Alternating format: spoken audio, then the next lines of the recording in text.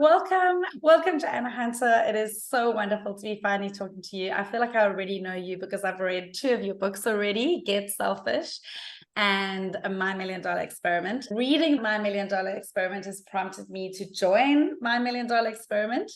And my mom and I have also joined Heal Your Abundance, which is coming up now on the 1st of December. First, I'd love you to go back and tell your beautiful story of how you healed yourself, because that is an amazing story. Thank you so much for having me. I'm really excited to do this and have this chat with you, Lauren. So I've been on a big old journey, and I name my journeys. The first really, really big spiritual journey that was like a recognizable spiritual journey was in my early 30s, hitting multiple organ failure as a result of a massive burnout, huge burnout. And it was a burnout that the doctors had told me that I wouldn't survive from. So they had said to write my letters to my kids and to prepare my family for my passing. And I think when faced with something like that, it's very interesting one's reaction to something like that, because I went into this very weird planning mode of like, okay, I wonder if my mum could continue to run my shops and pay my husband a wage to keep my family going. And it was like really bizarre. And then I was kind of halfway down that rabbit hole when I sort of caught myself in what I was doing. And I was like, are you planning on dying? And I thought, no, this is not how my story ends. And I don't know if I can convey fully the conviction in that true decision. Like, I decided, and I am here today, still alive, because of a decision that I made. I was like, this is not how my story ends. And I was absolutely determined that I was going to survive multiple organ failure. And I had no idea how, but I knew that the way would be found. I knew I wasn't going to take no for an answer. And I would find that way, even though, the hospital were asking me if I wanted a priest to do my last rites and things like that. So it was pretty intense. So the first thing that I needed to do in that journey was get out of hospital, which I did something really naughty and I signed myself out, but I knew it was the right thing for me to do. But I mean, they were really panicking because at this point in time, none of my soft tissue organs were working properly or at all. So, they were like, we're helping you breathe, like we're doing these functions, and we can't do any of it.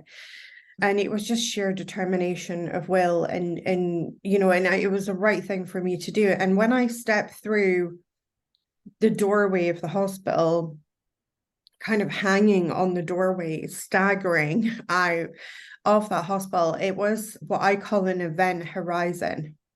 So an event horizon is when you are stepping through a portal. Many times in our lives, we step through these event horizons, and we step through and we get to the threshold of the event horizon as one person.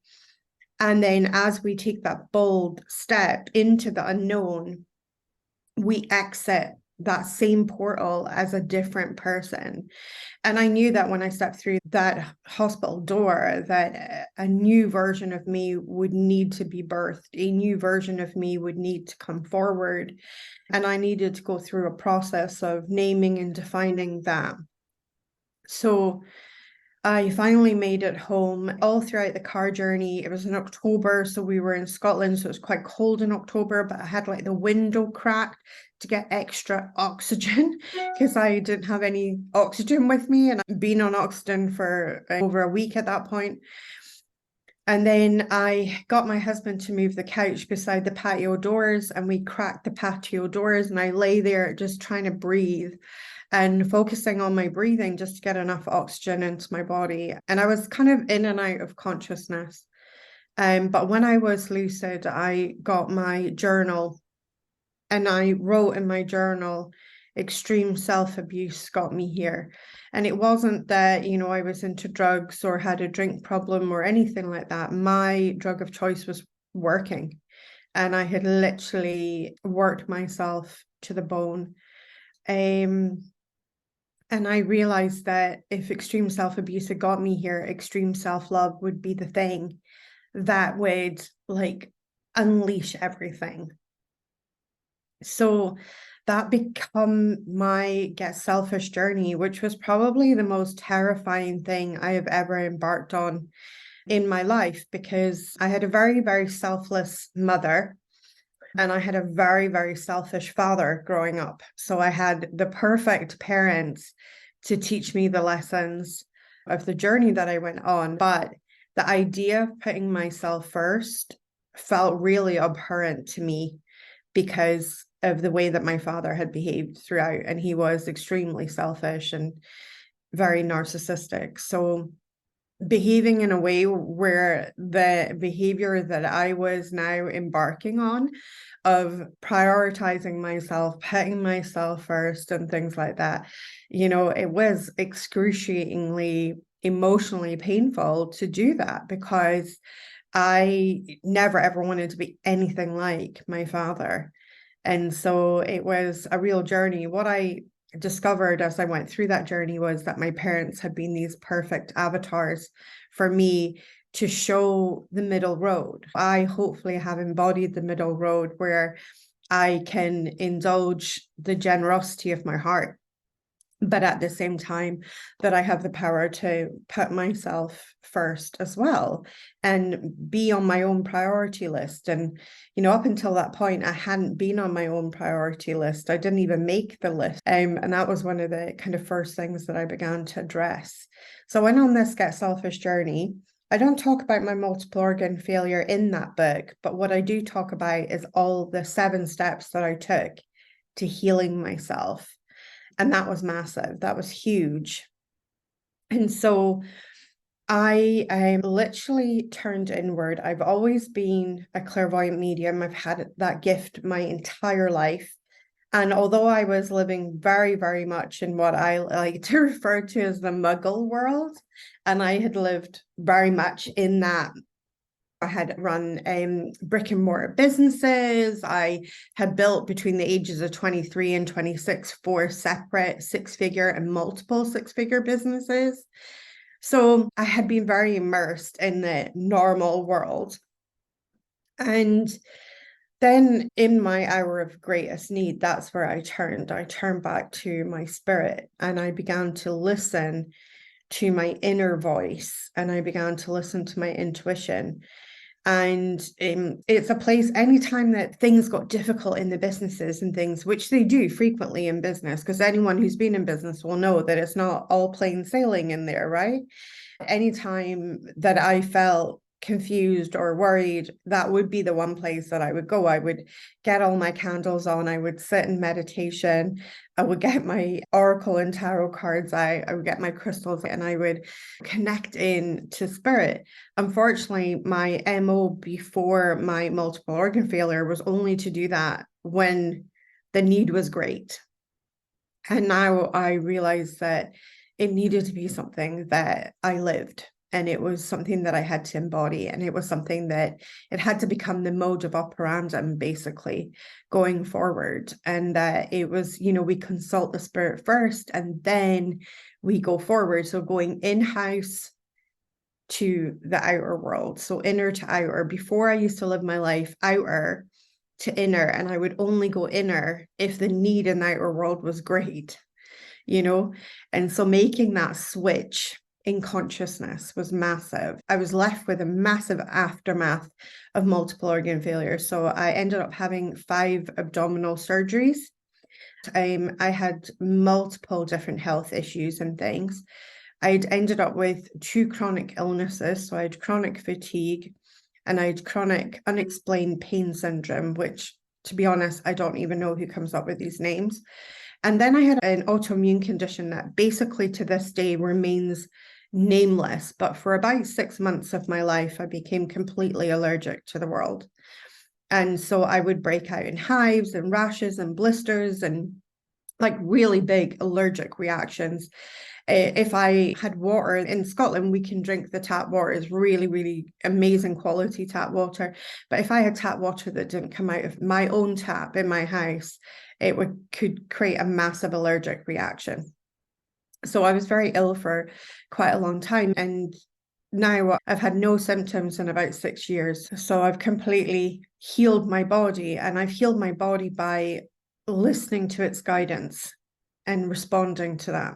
And I think the first element, and anybody that's listening to this that is suffering from chronic illness, my personal opinion on chronic illness is that, or any illness, is that it's actually an agent from the universe trying to love you back into a better frequency.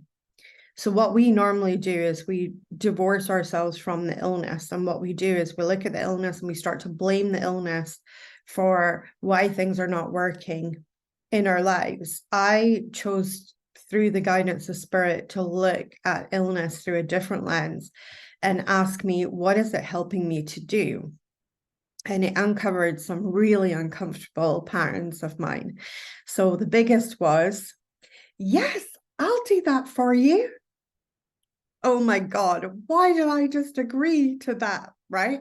And I think every woman, even every man, probably knows what it's like to agree to something that you don't really want to do, which means that you're out of integrity with yourself. And since you are source, you are out of integrity with source. And the key there is realizing when you're out of integrity with you, you're out of integrity with source as well. And so the first energy that I really sought to correct was to move myself back into wholeness and integration with myself and being in integrity with myself. So that meant I had to get comfortable with a very uncomfortable word, which is the word no. I had to put boundaries in place. I had to say, no, I cannot do that. Thank you very much for thinking of me, but no, thank you. That's so sweet of you to ask me, but I'm really sorry, I can't do that. You know what, variations of that, right? But it was so hard to begin with because I realized that I had a very, very ferocious people pleaser, and I had a really ferocious brand of people pleaser. I'm loving listening to your story. It's absolutely amazing. Amazing. Yeah, the journey of Get Selfish, the title of the book is Get Selfish, the Way is Through, because what I didn't realize was that everything that you've ever desired, the way is through you. It is through you that you manifest and bring forward whatever it is that you desire. But the biggest problem that people face is that they're just simply out of integrity with themselves all the time. Yes, I'll do that. Oh God, why did I just agree to that? Sure, I can work late, but I don't want to. But we're still constantly out of integrity with ourselves. And therefore, we're out of integrity with source. And since we are the conduit by which our reality flows, we're out of integrity with that conduit. And that's why it creates such a massive impact. And I truly, truly believe that my illnesses were agents from a divine that loves me so much that it was willing to put this mechanism in place to call me on my crap, basically. And I realized that what was happening was that when I was out of integrity, quite often my symptoms would flare up. And it wasn't until I caught that correlation between the chronic illness and my integrity that I started having a moment of thinking, oh, well, but then I had to go and find my courage, right? Because I had to be the person that was courageous and said, thank you very much, but no, thank you. And it is hard and it is difficult because people have expectations of you and people have demands and all different things going on, right? And then we have this hardwired thing that we don't really want to let anyone down. And before you know it, you're in hot water with your own energy, with your own integrity. And that's when the universe steps in and says, here's an agent for you. And this agent is literally, I'm sorry, but it's going to put you on your butt. And it's going to be hard and it's going to be difficult. But if you start caring for yourself at a deeper inner level, your need for this agent will start to disappear. And that's what happened in my life. Now, I've seen this happen in hundreds of my clients' lives. So many of my clients have healed their bodies from chronic health conditions just by moving out of alignment into alignment with their own self. It is a personal journey that is incredible. So this is how I healed my body. And it's not an overnight thing. It happens gradually, increment by increment. And then the additional thing is that it's not one and done. It's a way of life. It's really a lifestyle change that you start to continually monitor. How am I doing today? How am I feeling? Am I in alignment? Am I out of alignment? And we're monitoring that as we're going along. You're monitoring that as you're going by your day-to-day. People are asking you things or connecting with you and things like that. And you're making sure that you are not giving more than what you actually want to give. And this is why so many people work with what I call depleted energy fields. Their energy field is depleted of their own energy, which is why they're so exhausted in life. And they're exhausted by life because they're overgiving. The whole premise of Get Selfish is to get into a state of energy where you become in a state of abundant overflow. Then you give of the overflow. You're never going to run out. The number one question that I get asked all the time is, how do you manage everything that you do? Because I do a lot and I'm always creating something. I'm always working on something. I'm always creating and things. Now I have the energy to do that. And the reason I have the energy to do that was because I was willing to get selfish to start with. And it's actually increased my capacity to give. And one of the things that I discovered in my journey was that I'm actually a naturally generous person, and I love to be generous and I love to give people my time and stuff like that. But I was never giving that time from a good energy base. I was giving that time from a place of resentment, feeling stressed, feeling hard done by, because my own cup was not full. Once my cup became full, it became a pleasure to do all of these things, to give from this. And the moment my cup feels slightly depleted, that's the moment I return to base.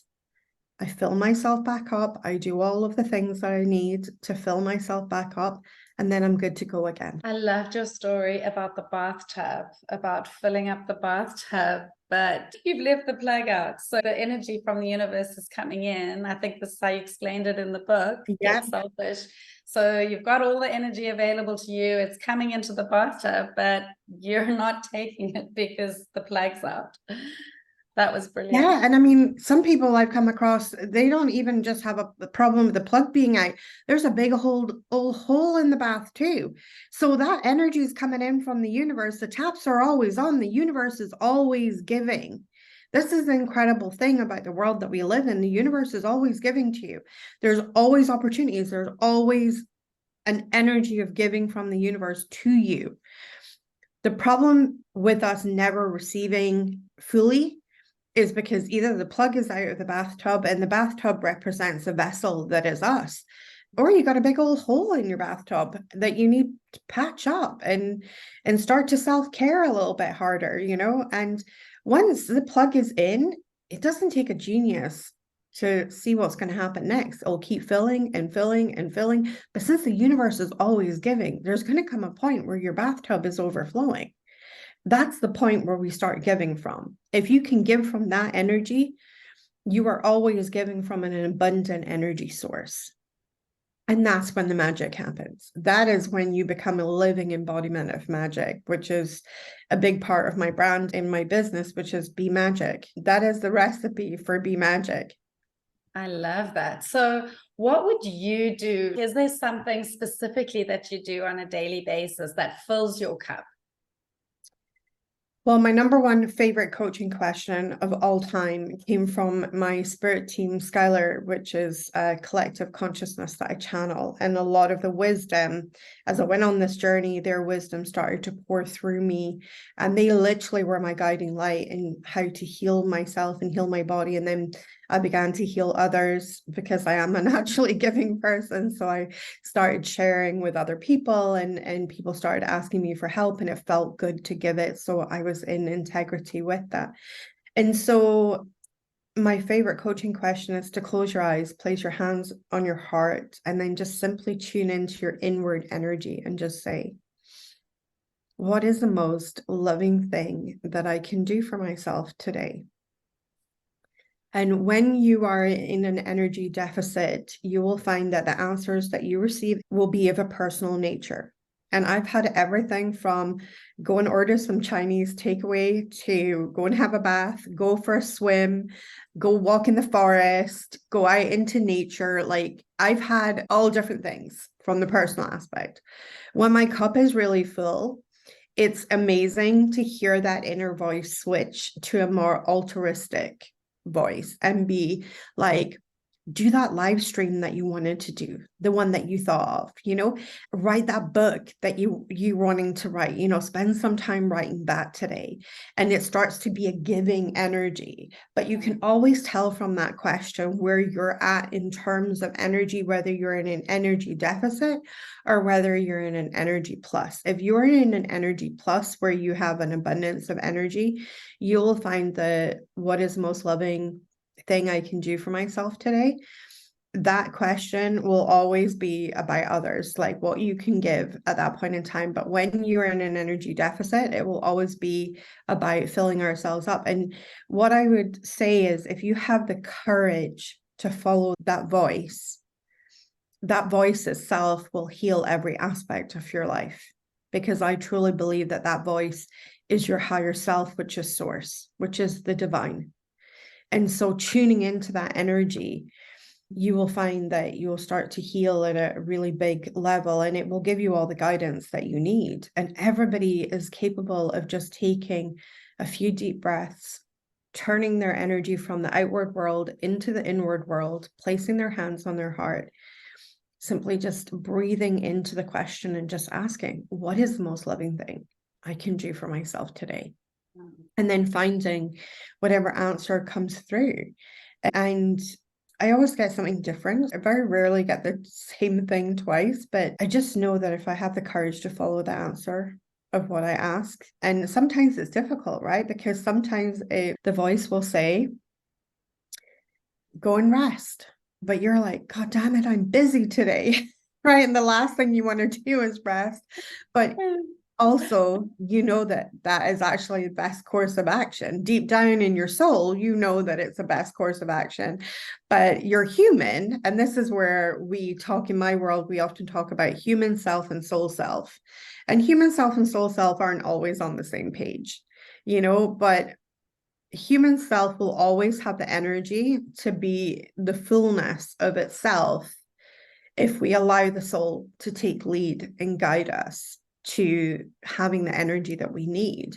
And so if the soul says rest, then we got to be in agreement with the human and say, okay, I know right now the to-do list is massive, but we're going to take some time out.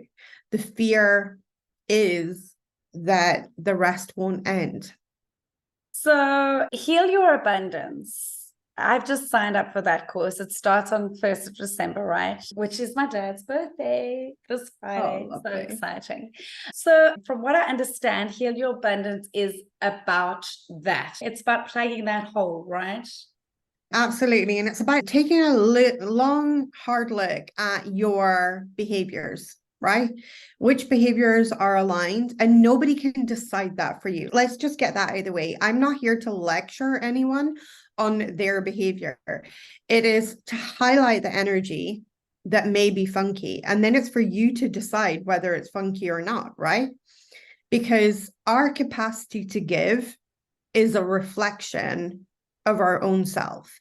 We use the HEAL framework. So we've created this beautiful framework. So each letter of HEAL actually stands for something. So the first week, we look at honesty and hindsight.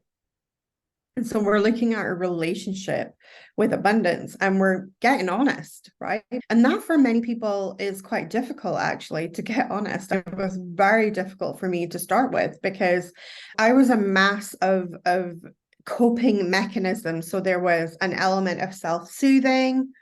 I'll give you an example of self-soothing is where you tell yourself that you don't really want the fancy stuff, that you don't really want the big, big dreams, right? Like, that's just not for me. That's not for me. Okay, there could be an element where that's the true, but also as well, you have to question it. Is that true? Or are we just saying that because we can't ever conceptualize a time where we could have the fancy stuff? So we say that to let ourselves down gently, it's a self-soothing. So we say, oh, you don't want to fly on a private jet. Like, that's not you. Like, that will never be you. But, deep down, if you had an option to fly private jet, I don't think there's many people that'd be like, no, I'm good. Put me in the cargo hold. I'm great. I enjoy the no leg room. And so there's things like that. So it's the honesty and hindsight module is really interesting because we're looking at really being honest with ourselves and our relationship to abundance and uncovering some uncomfortable truths, but also as well starting the journey of honesty of what do you truly want from life? What do you truly desire? And where has your behavior in the past, that's the hindsight part, where has your behavior in the past maybe not been in alignment to that?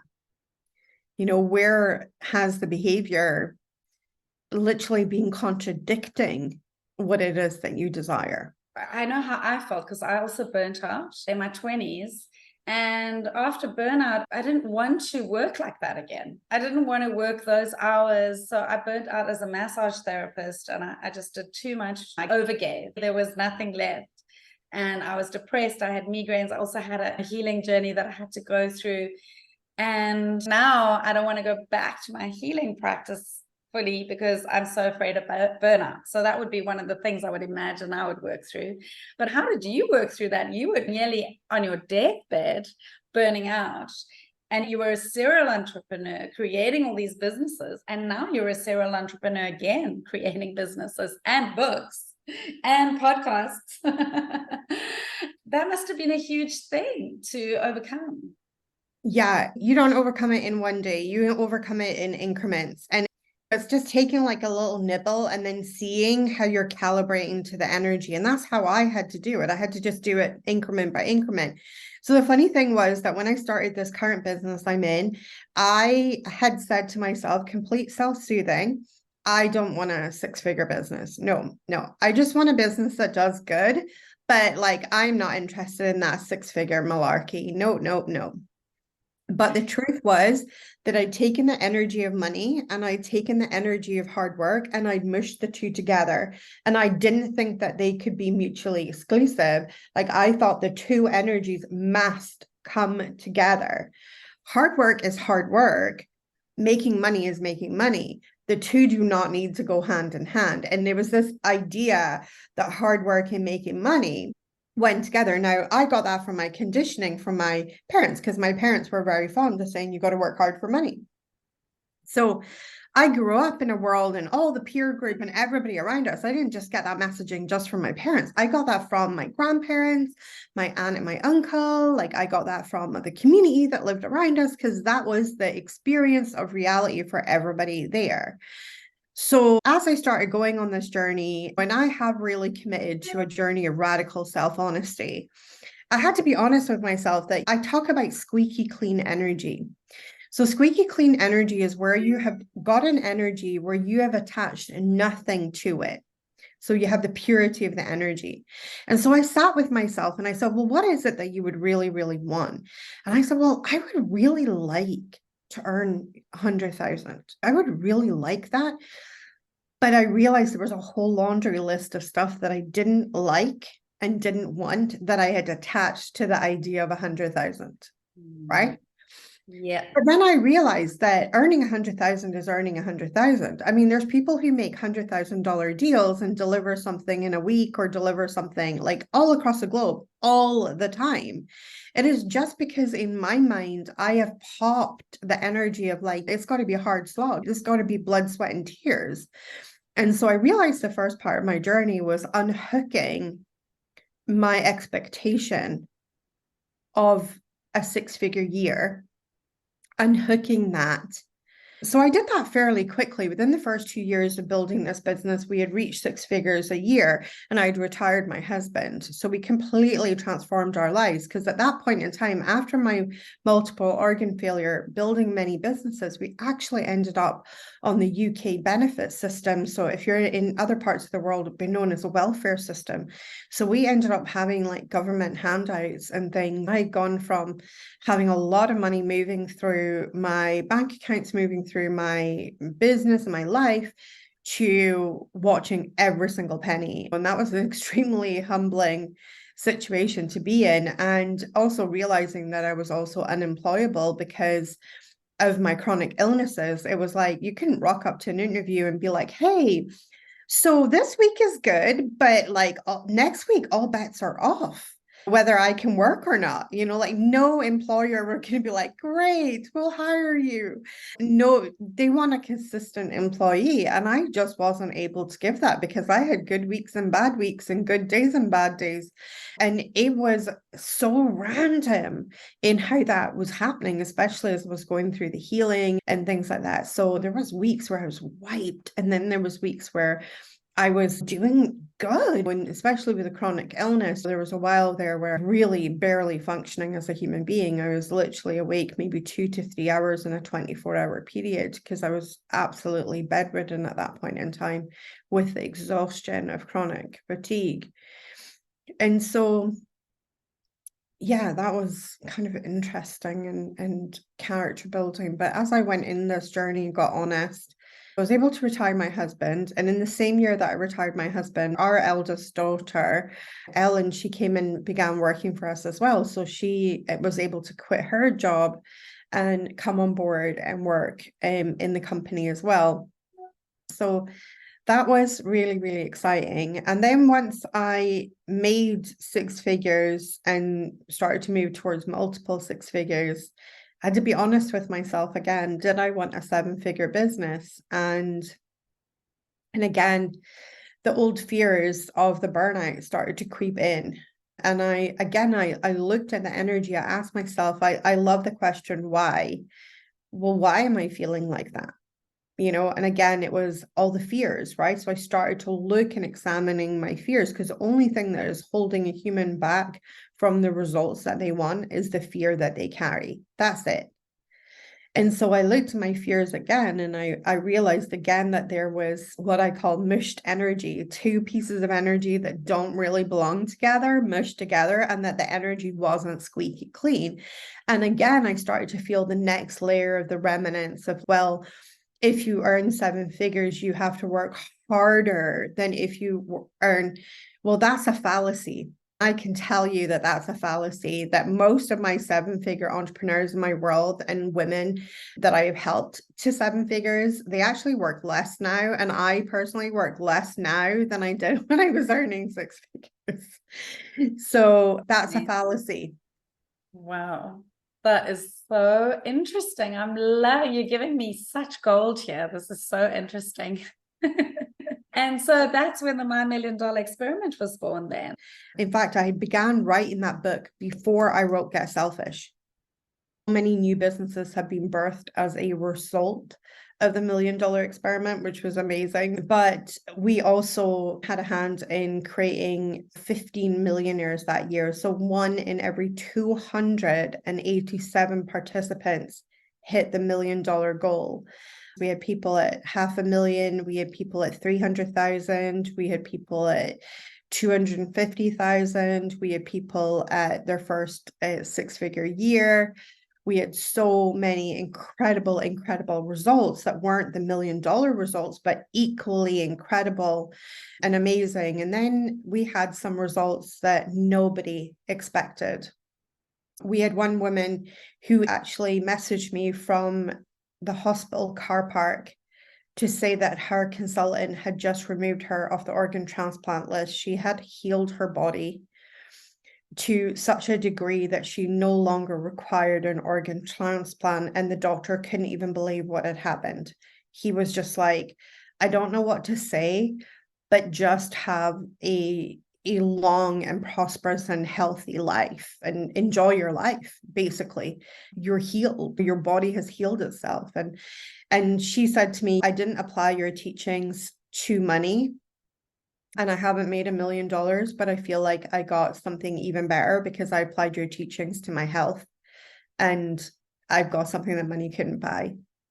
And just knowing that I've been part of somebody's journey, and this woman is a mama, and I think she's actually even a grandmother now. And I think, like, knowing that family is being touched by that forevermore is just, it's beyond words. It's beyond words. It's my reason for being and my reason for getting up in the morning and doing the work that I do. When you hear results like that, when equally, for some people, the money is life-changing, and for some people, the health is life-changing. And for some people, they told us their relationships healed. So out of that experiment, one of the things that we realized was that it's all very well giving somebody a step-by-step plan for creating $1 million a year.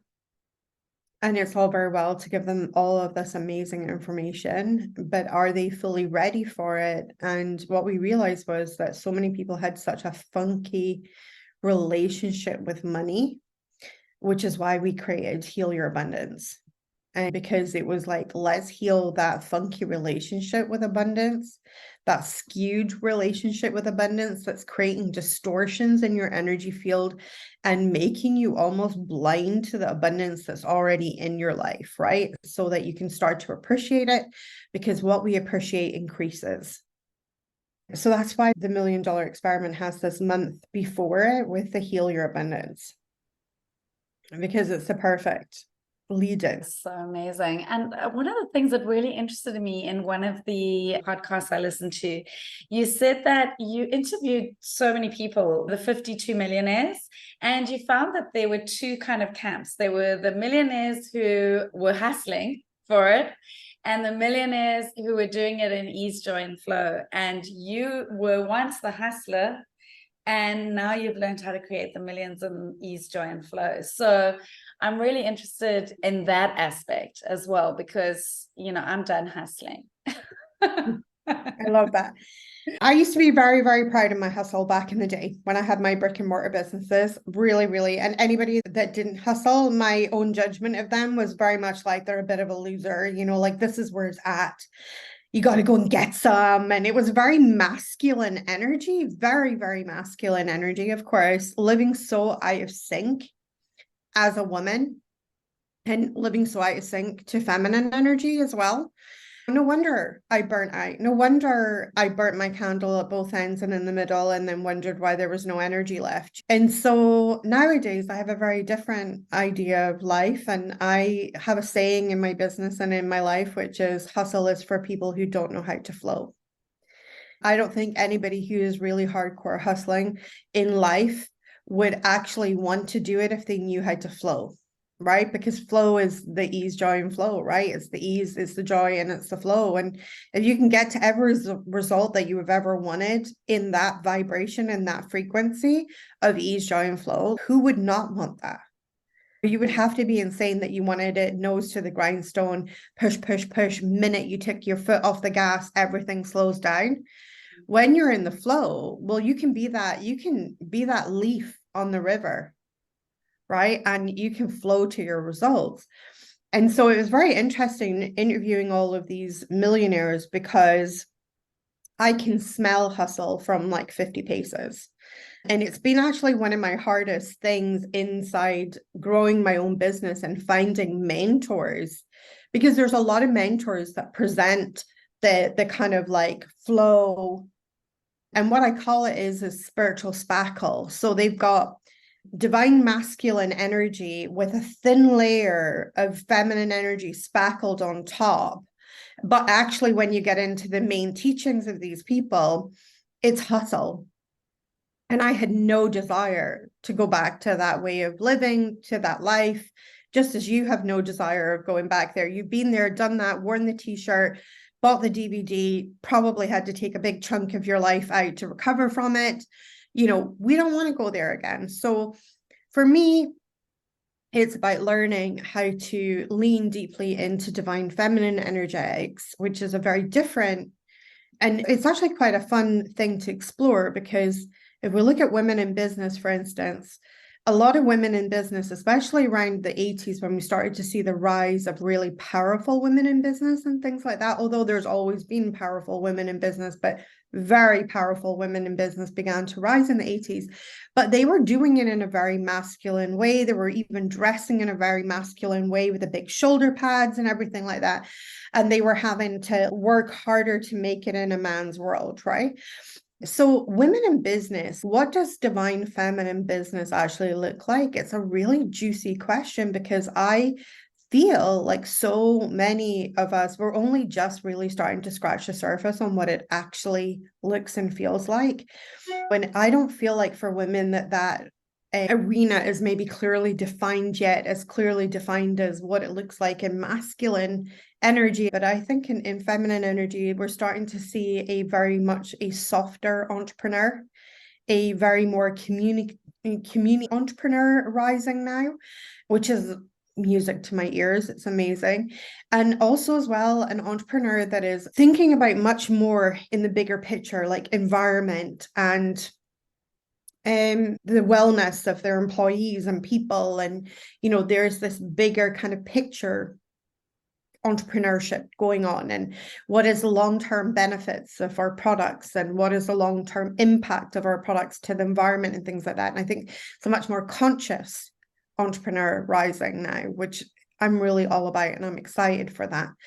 So the divine feminine energy, we can define that as the being.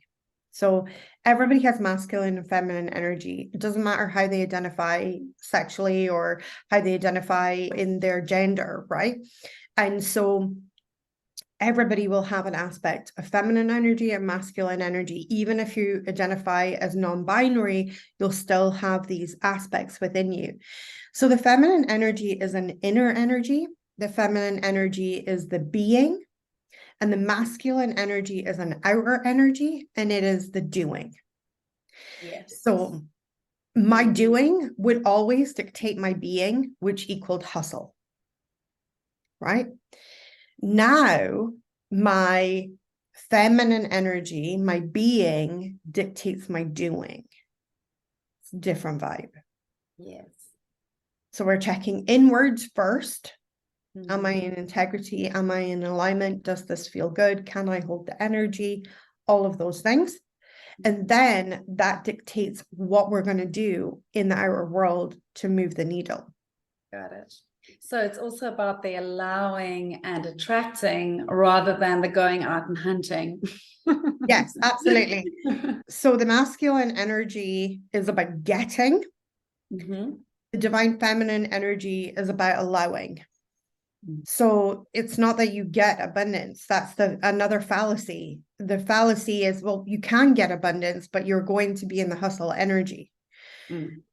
But if you allow abundance, totally different vibe, and you can feel it in your body, how your body will actually shift from those two energies. Like, I'm going to go and get me some abundance. I'm going to go and get me $1 million.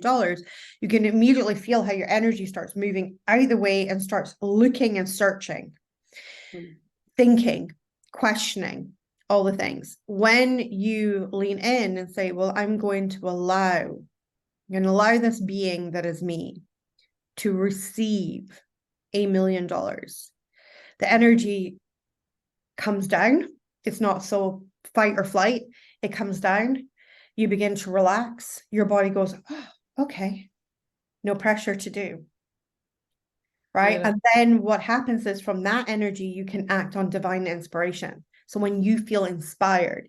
Now, what happens when you feel inspired and you're acting on inspiration instead is that action tends to be 1,000,000 times more potent than you out there hustling, working only from your human energy. So when you're working in the divine feminine, you're working really in a co-creative energy. You are the co-creation. You are co-creating with the universe. Beautiful. And your divine feminine energy is literally dictating what action you're going to take in the physical, real world. And that makes all the difference. Like, wow. All the difference. And that's how you quit the hustle. That's how you move beyond the hustle.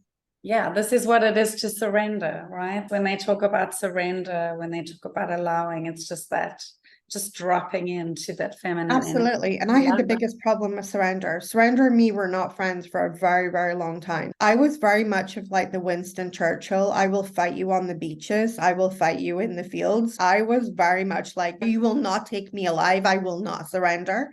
And so this idea of surrendering, and it wasn't until Skylar said to me, but what are you surrendering to? And I'd never asked that question. I was like, what? And it's like, yeah, you're so resistant to surrender, but have you ever thought what you're surrendering to? And I was like, what are you talking about? Because I was so ready for the fight. You will not take me alive. And so then when Skylar said, well, what are you surrendering to? And I realized that it was such a juicy question. And for me, what I realized was that I was surrendering to the larger part of me, which is the universe. The part of me that is all knowing and all seeing and literally has the freaking plan. That's the part that I'm surrendering to. That made surrender easy. I went from being in complete resistance to surrender to being like, oh, snap. Let me just go and get a juice and sit my tush down and let you just do your thing, universe. Right? It's like, am I just going to take a little break while you do the work? And that was the key. And so one of the things that really unlocked that for me was another thing that Skylar said, which is your wanting is the universe's wanting. And what that means is the moment you desire something, the moment that you want something for yourself, the universe wants it for you too. And so you never have to question which direction is the river going in. Because my fear of being in the river of life, being that leaf, was that that river was going to take me in a bad neighborhood. It was going to go down a path I didn't want to go down. I wasn't wanting to be part off, realizing that my wanting is the universe's wanting. So the minute that I want something, the minute that I desire something, the universe desires it for me too, and desires to flow me there. The only thing that is stopping me from being in the flow is my own resistance. Thank you. I absolutely love that. Thank you so much. It's been so amazing talking to you, and I really appreciate your time and everything you've put out, your books, your experiments, everything. I can't wait to do Heal Your Abundance. It's starting in a couple of days. We're excited about it. We're excited about it. It's just such a juicy program. And I know that even if you've done a lot of mindset work, because I had quite a few people who had done a lot of mindset work, spent thousands and thousands of dollars on mindset work, and then they've jumped into Heal and been like, oh my God, this was cool. This was amazing. And they learned something new in it as well, which is great. Or they've had concepts that they'd heard but hadn't really quite landed. And then suddenly in Heal, they were like, oh my God, that's just landed for the first time ever. I knew it, but I didn't know it. Now it's landed. And now I'm, oh, okay. There was a whole lot of understanding that went down there the last time we run the Heal Your Abundance. And so I know this time it's going to be amazing for the people who go through with me. Yes, I know. I had a feeling when you put out Heal Your Abundance, I just knew that I needed to do that, take that step first before the $1 Million Experiment, because I was excited about the $1 Million Experiment. I couldn't wait for it to start, but there were all these little voices in my head coming up, and I knew that I had to deal with that first. So I'm really excited about doing that, because, you know, there's always these two sides. There's the side that's like gung-ho, yeah, I'm going to make it. Like, there's that passion and you love it. And then there's that other side that, I don't know, the little voice that's saying, yeah, but why you? Why should you? I don't know. There's that. Absolutely. It's totally normal, but that other voice is usually the fear talking, right? It's usually the fear talking. And you've got to remember, what is fear? Well, fear is the mechanism that your brain has put in place to keep the organism that is you alive. Right. Right? Well, fear doesn't need you to be happy to be alive. Right? It's not hardwired for your happiness. Fear is hardwired for your survival. All it needs for your survival is for your heart to beat and your lungs to work. It will willingly sacrifice limbs, which is why people get frostbite on their toes and their limbs, and they can lose toes and limbs, because The system is wired for survival. Well, you can survive without your fingers and out your toes, and which is why the last systems to shut down is that heart and that lungs, right?